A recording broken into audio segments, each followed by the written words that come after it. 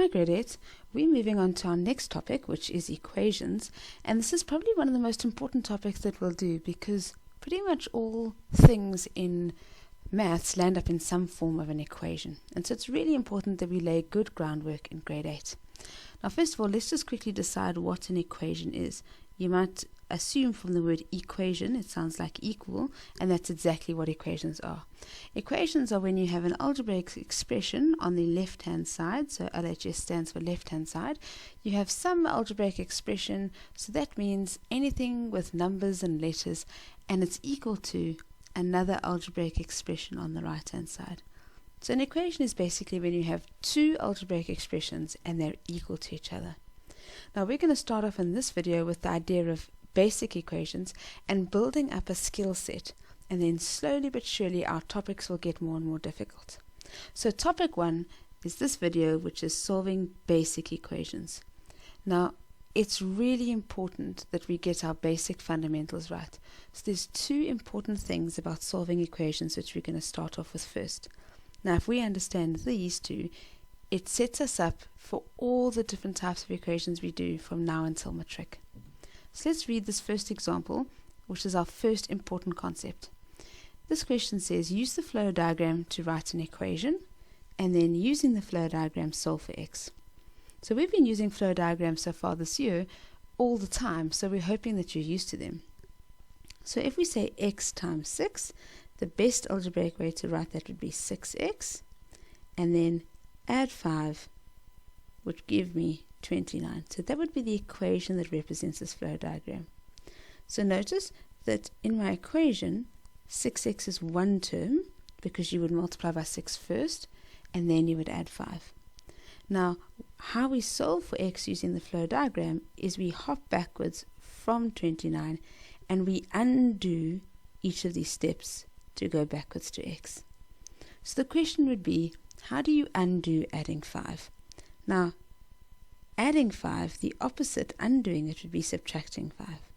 And so we would say 29 take away 5 gives me 24. Then I need to undo multiplying by 6, so I'm going to divide by 6. And 24 divided by 6 gets me back to 4. So I know that x is equal to 4. Now there were some really important fundamental lessons there. And this is all around the idea of something called inverse operations. Now, another word for inverse is opposite. So we often in maths talk about inverse operations, which are basically the opposite operation. So for example, if I was adding 5 to get to 29, if I want to undo that and go backwards, I would subtract 5. So we say that addition and subtraction are opposites of one another. Or a better word is we say they're inverses of one another. These two are inverse operations of each other. And so if you were undoing a subtraction, you would do addition. And in the same way, if I'm trying to undo multiplying by 6, I would divide by 6, because the inverse operation of multiplication is division. And so if I was trying to undo dividing by something, I would land up multiplying, because these are also inverses of each other. So that's the first really important concept in equations. Very importantly, every operation has an opposite, which means how do I undo that? And so here it was logical to us to undo adding 5 and then undo multiplying by 6. And it was second nature that meant subtracting 5 and dividing by 6. So just a new word here for us, because we actually have seen this before. These operations are called inverse operations. Also notice that I got rid of the plus 5 first. And in the flow diagram I can see that, because when I'm hopping back, that's the first thing, it's the last thing that I did to get to 29, and so that's the first thing that I do when I'm going backwards. So we're going to start talking about order of work in a moment, where we're going to notice that we always get rid of the thing that's in the other term to x first. But we'll chat about that when we get there. So let's just practice this idea of inverse operations. This question says, draw a flow diagram to illustrate the equation 5x plus 7 equals 47, and then use this flow diagram to solve for x. So basically what they're saying is, very primary school oriented, what would you do to x first? I'm going to multiply by 5 first. Now why am I multiplying by 5 first? Is because that's all part of one term. Then I'm going to add 7, and I'm going to get out 47. So that would be my flow diagram. Now how do I go backwards? Well, this is all about inverse operations. If I was going backwards from 47, I would need to undo the fact that I added 7, which is the inverse operation, which is subtract 7. And then I would have to undo multiplying by 5, which is dividing by 5, because that's the inverse operation. And then I'd get back to x. So 47 minus 7 is 40, and 40 divided by 5 is 8. So x would equal 8. So example 1 and 2, we're trying to just formalize this idea that we've known for some time of inverse operations. Every operation has an opposite. So that's the first important thing for us to know. The second important thing for us to know is something called the golden rule of equations. Now the golden rule of equations is fairly simple. If I have an equation that says x is equal to 3, now that is an equation because you have a left-hand side and it's equal to the right-hand side. If I decide to add 3 to x, so what's happened is on this left-hand side I've added 3. Now this can no longer be equal to 3, simply because x was equal to 3. So if I've added 3 to x on that left-hand side, it can't possibly still be equal to 3. It must now be equal to 6, because I've taken 3 and I've added 3. And that's basically the whole point of this example. In equations, the golden rule of equations is what you do to one side, you do to the other side. It's very similar to, you might have seen these old-fashioned balances where, and I'm a terrible artist, so we're not going to judge my drawing, but basically you had a balance in the olden days. You'll often see it as a symbol for justice. And these balances had, two bowls on either side, and they would hang equally if they had an equal weight in it. And the idea was, if you put an apple into one side, again, not to judge my drawings, if you put an apple into one side of the balance, it would go down. And so if you wanted to keep it balanced, you would have to put exactly the same apple, exactly the same mass of apple into the other side. And then those two balances would balance again. And that's the whole point of the golden rule of equations. What you do to one side, you do to the other side. So just to formalize this idea and continue it, if I now have x plus 3, now x plus 3 is now apparently equal to 6. But if I multiply by 5 on the left-hand side like I did there, I've got multiply by 5 on the right-hand side. Because x plus 3 is equal to 6, and so if I multiply it by 5, it can't still be equal to 6. It must be equal to 6 also multiplied by 5. So probably the most important thing in equations to always remember, what you do to one side, you do to the other side. The exact same thing. So what you do to one side of an equation, you do to the other.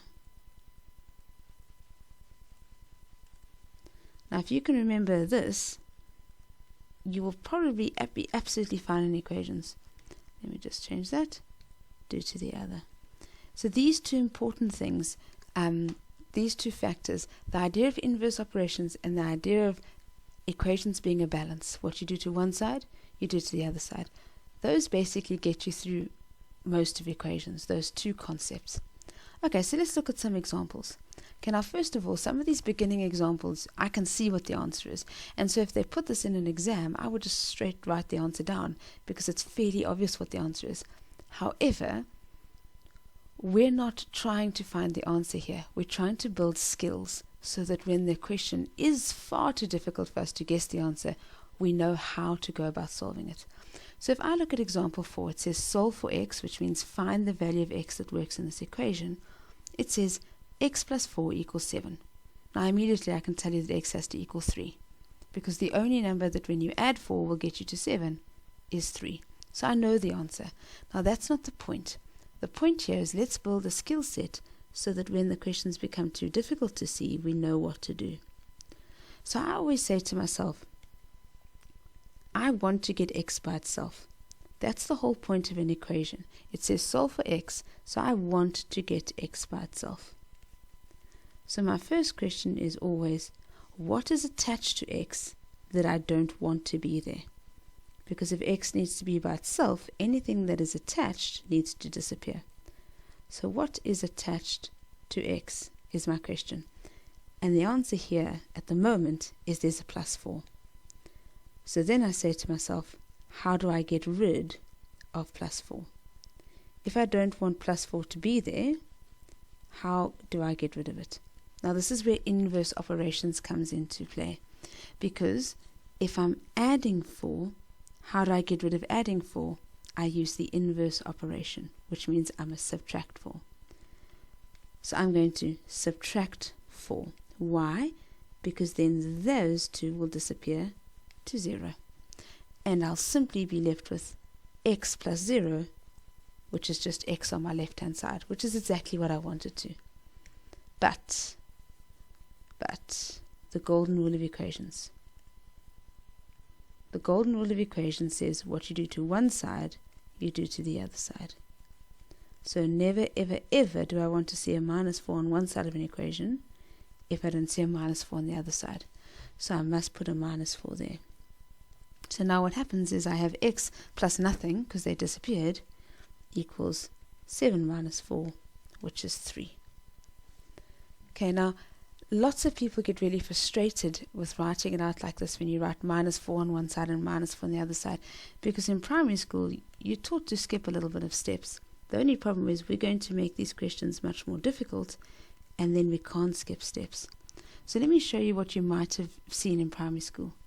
Lots of people in primary school, in the next line, in your head, hopefully, you will say, oh, I want to get rid of plus 4, so I'm going to take it away. Now, if I take it away, as you can see, it's no longer there. So I have subtracted 4 on that side, I just haven't written it. And so if I've subtracted 4 on the left-hand side, I must subtract 4 on the right-hand side. And so x equals 3. Now there's nothing wrong with writing it like this, because you have subtracted 4 on both sides. You probably don't think that you have, but you have, because where has this plus 4 gone? I have taken it away. And so I've taken it away there, so I've taken it away there. So in this line here, you actually are subtracting 4 on both sides, even though you haven't written that down. Now there's nothing wrong with doing that method, absolutely nothing wrong. For our beginning processes, I'm going to write the minus 4 on both sides, just so that we get our basics absolutely right. But there's nothing wrong with doing it the second way. Okay, let's have a look at the next thing.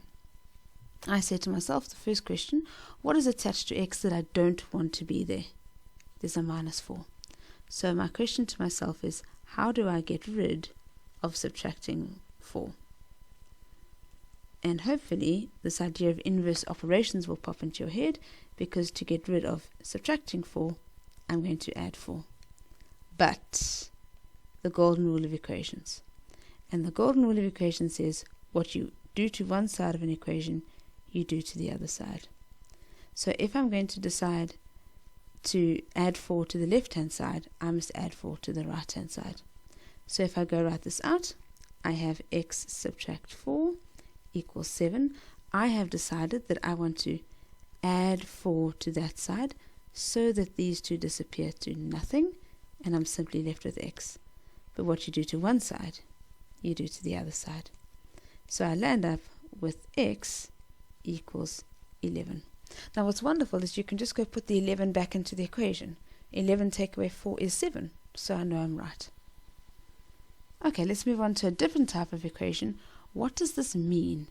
This, I don't want 2x, I want x. So how do I get rid of that 2?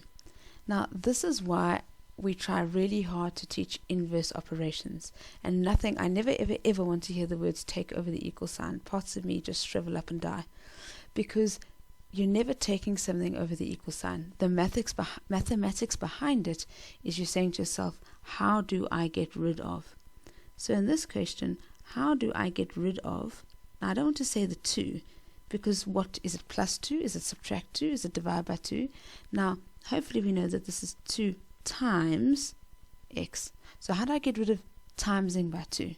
And the answer is, I'm going to divide by 2, because that is the inverse operation. But if I'm going to divide that side by 2, I need to divide the other side by 2. So don't forget the golden rule of equations. Never forget it.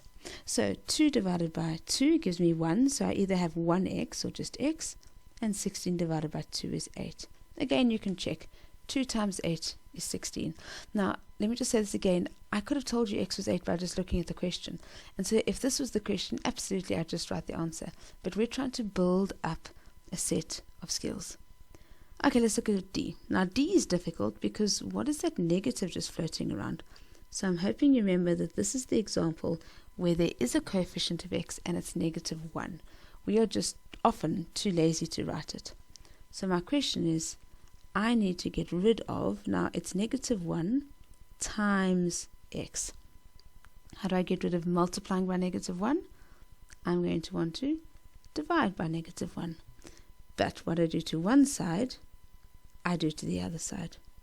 So what happens is my negative 1s cancel. Negative 1 divided by negative 1 is 1, or you can just write x.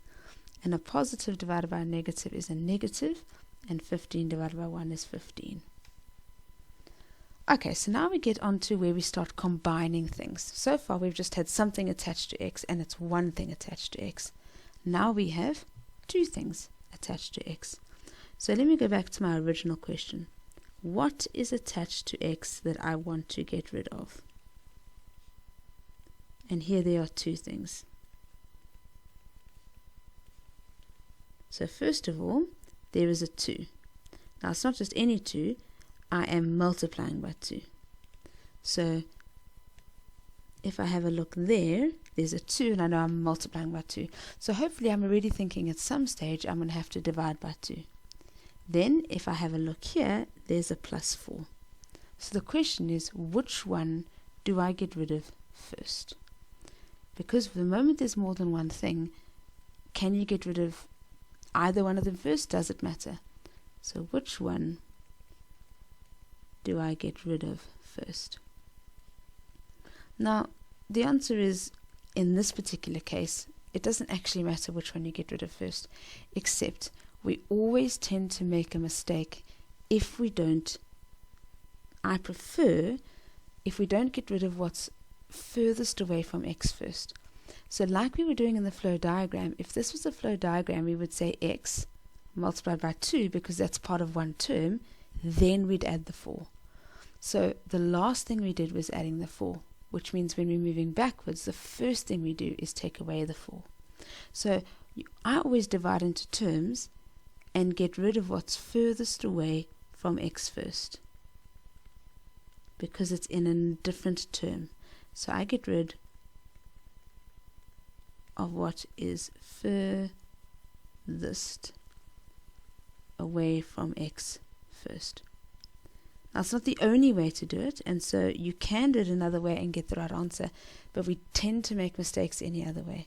So personally here, I would rather get rid of plus 4 first, and I'm hoping that most of us remember our inverse operations, and to get rid of adding 4, we're going to subtract 4, because then these two disappear to nothing. But if you subtract 4 from one side, you must subtract 4 from the other side. So now I would get 2x equals 18, and now we're back to a really easy question, because how do I get rid of multiplying by 2? I divide by 2, but what you do on one side, you do to the other side. And so 2 divided by 2 is 1, so I just have 1x, or x is 9. Now this is the first example of where you probably would have to have thought quite long and hard to get 9. You couldn't have just looked at the question. Now let's just check. If I put in 9, do I get this right? Well, 2 times 9 is 18, and 18 plus 4 is 22. And so I always can check if I'm writing an equation. So what did I want to learn from this particular example? I wanted to learn, try to get rid of what's furthest away from x first. So what's in a different term to x first, and work closer and closer and closer to x. Right, let's look at some more examples. Right, so first of all, what is attached to x that I want to get rid of? There's a 7 attached to x. I'm multiplying by 7, and I'm adding 8. So I'm going to choose to get rid of adding 8 first, simply because that's in a completely separate term to the 7x. So there we go. To get rid of adding 8, I'm going to subtract 8. But what you do to one side of an equation, you do to the other side of the equation. So I land up with 7x equals 35. And now we're back to being fairly easy, because there's only one thing to get rid of, and that's multiplying by 7. So I'm going to do the inverse operation, which is dividing by 7. So 35 divided by 7 is 5. Right, so these are all fairly similar. I have to say to myself, right, I have 3x subtract 2, which means there's 2 things attached to x. There's subtracting 2, and there's multiplying by 3. Which one do I get rid of first? I would choose to get rid of minusing 2 first, because it's furthest away from x. It's in a separate term, so I'm going to add 2 to both sides. Minus 2 plus 2 disappears, which was the whole reason why I wanted that to happen. So I get 3x equals negative 6. Okay, so there's some integers involved, so use your calculator if you're not sure. How do I get rid of multiplying by 3? I divide by 3. So 3 divided by 3 is 1, so it's 1x, which I would prefer to write as x, equals negative 2, because that's negative 6 divided by 3. Right, perfect. Let's move on to learning something a little bit interesting. This question says 5 equals negative x plus 8. Now this is weird, because we're always used to having x on the left hand side. Is it a problem if x is on the right hand side? So we're used to having x on the left. Now the answer is, it really doesn't matter where x is. Most people are more comfortable with x on the left. So the first way to do this question would be to use the pancake flip method. Now I would just call it the pancake flip, because it's like trying to flip a pancake where you just flip it in the air and you flop it onto the other side. Now what that involves is, can I not write this entire part of the equation on this side and write this entire part on that side? Now why can I do that? Well, I can do that because if I say to you, oh gosh, A equals B, isn't that the same thing as me saying B equals A? If two things are equal, it doesn't matter which way I write they're equal. So you can write negative x plus 8 on the left equals 5 on the right. There's nothing wrong with that. Notice none of the signs change, because I'm flipping the whole thing around. Now it becomes a much easier question because we're used to it. So how do I get rid of adding 8? I'm going to subtract 8, but if you subtract 8 on one side, you must subtract 8 on the other side. So I simply get negative x is negative 3. Now what is negative x? There's no such thing as negative x. It's technically negative 1x. So how do I get rid of multiplying by negative 1? I divide by negative 1. So my negative 1's actually cancel, and I get x equals positive 3. So that's one way to do it. Now there's nothing wrong with not pancake flipping it and just leaving it as is and doing the question exactly the same way, but just on different sides. So for example, how do I get rid of plus 8? I subtract 8. Now that's exactly the same logic as what I did in the other way of doing it. It's exactly the same way. 5 take away 8 is negative 3, which is exactly what we find in the other question. So negative 3 equals negative x. Now those are the same thing. They're just written in a flipped way. So how do I get rid of the negative attached to x? That's negative 1. So I divide by negative 1 exactly how I did it in the other question. And I get 3 equals x. So you'll notice that it's actually exactly the same mathematics. It's just funny how we generally prefer to have our letters on the left. Okay, let's have a look at our last example. This example I chose because this is also something that we're generally not used to. If I have 10 take away 4x, I'm not used to this order of writing things. I normally have the x's and then the numbers. So if I see 10 take away 4x, I don't like that as much as I like the other order. So is it okay for me to swap order? Now by that I mean, can I put my negative 4x first, and then, well, this must be plus 10 because it doesn't have a sign, so plus 10 equals 6. Now there's nothing wrong with that. In an algebraic expression, you can always move terms around as long as you move them with their sign. And so here I've swapped the order as long as the entire term moves. So this was minus 4x in the question. It must still be minus 4x when you move it around. Now once you've done that, it actually becomes a really easy question, because if it's negative 4x plus 10, I need to get rid of the negative 4, and I need to get rid of the positive 10, but the plus 10 is in a separate term. So I'm first going to get rid of plusing 10, so the inverse operation would be subtracting, so those two disappear.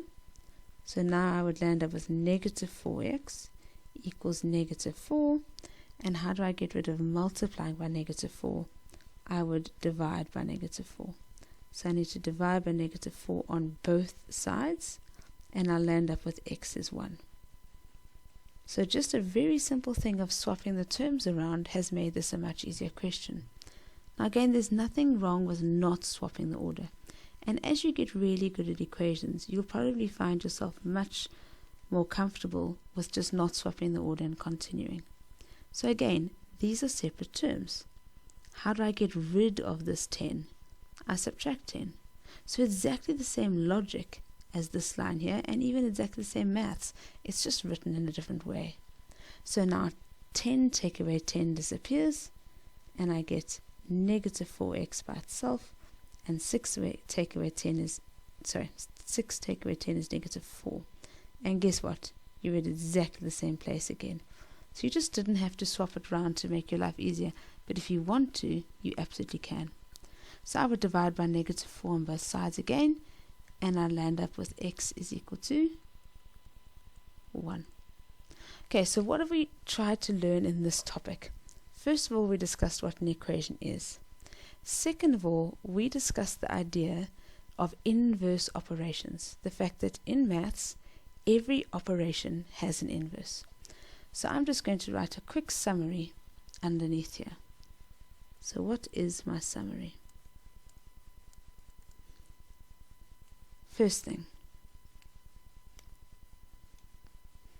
Okay, so I went ahead and wrote it down just to save time. So first thing, hopefully you can hit pause after this and write this down too. Every operation has an inverse operation. So addition and subtraction are inverses of each other, and multiplication and division are inverses of each other. Why do you use an inverse? Because if you're trying to undo adding 5, you would do the inverse because it's the opposite. You would subtract 5. So that's the first concept we learned. Right, the second thing we learned is the golden rule of equations. Very important. I don't know, write it in glitter pen. What you do to one side of an equation, you do to the other side. And that will help you in equations from now until matric. Third thing we learned is the pancake flip. The pancake flip, remember, was if you have a equals b, that is the same thing as b equals a. So if you don't like having x's on the right hand side, you just flip the whole equation around. You do nothing to the equation, you just flip it around. And the last thing we learned is you can change the order of any expression as long as that when you move terms, you move these terms with their sign. So if you have 4 subtract x, that's the same thing as putting the negative x first and then adding 4, because there's basically an invisible plus sign there if there isn't any other sign. And so if you'd like to change the order to make it something you're more comfortable with, then that's absolutely allowed. So these were the 4 main things that we hopefully learned in this topic. And now what can happen is that after we've practiced this, we can learn to build on this by making the questions a little bit more tricky. Okay, well done. Keep going.